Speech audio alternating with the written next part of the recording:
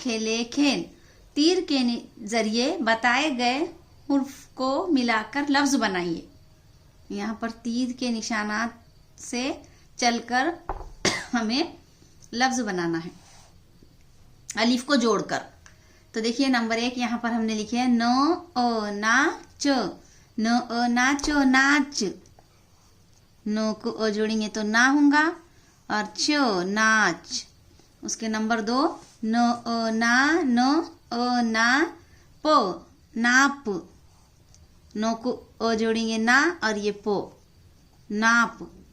3 पर आते हैं ज अ जा, जो को अ जोड़ेंगे तो जा होगा, जो अ जा और नो जान। देखिए स्टूडेंट इस तरह से जान।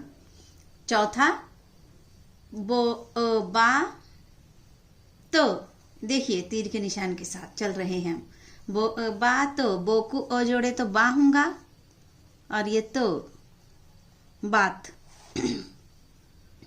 फिर से नो आया 5 पे न अ ना न नान।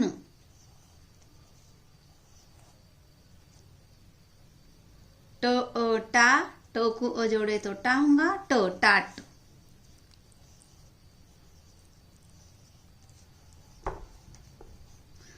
देखिए स्टूडेंट आप भी ऐसे दायरा बनाकर हर्फ लिखकर लफ्ज बना सकते हैं। ये एक सरगर्मी अभी अभी हमने किया और पहले भी हमने बहुत सारी सरगर्मियां इस तरह की किए हैं।